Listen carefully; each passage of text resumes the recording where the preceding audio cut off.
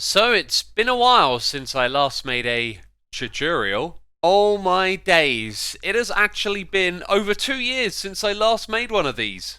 And to think, this used to be the main focus of my Minecraft channel. Anyways, let's get into it. I have a tutorial for you today, and that is the self-correcting chunk loader.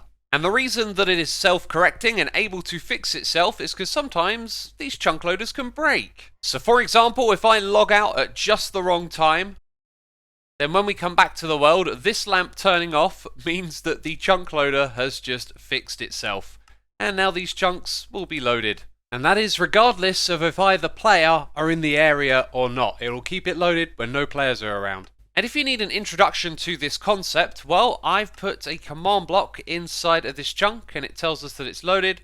So now what I'm going to do is fly a long ways away. So you can just about see it over there in the fog, and now we're going to back away. Those chunks will be unloaded in proximity to me, the player, but as you can see in chat, these chunks are clearly still loaded. So you might be wondering, why would you want to load chunks anyway? Great question. You could use it to leave some of your farms running when you're not in the area. Unfortunately, a sheep farm is a bad example because the grass spreading requires the player to be nearby. Anyway, let's go over some of the basics of chunks. So pressing F3 and G will bring up the chunk borders. This shows you the edge of the chunk, which extends from the bottom of the world all to the very top. And its size is 16 blocks by 16 blocks. So when the chunk loader contraption is built and working, it'll load the chunk that it is built inside of and the ones around it. So a 3x3 grid of chunks will be loaded.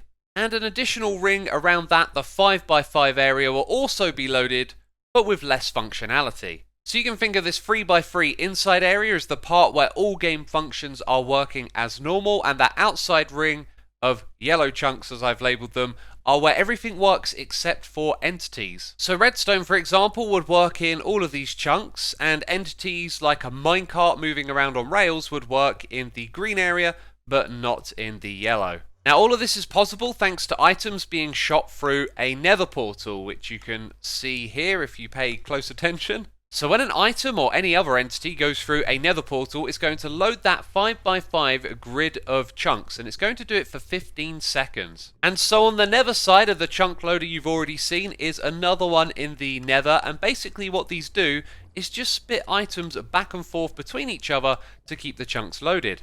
And yes, that does mean both the nether and overworld chunks, they both get loaded. So at this point, you've probably got the whole concept down, but what I need to explain is how this thing fixes itself. So when an item comes through from another dimension, it goes straight into this hopper, and you can see that because the comparator is picking it up. So if an item fails to come through, i.e. the chunk loader has broken, what's going to happen is this bit of redstone here is no longer going to get powered.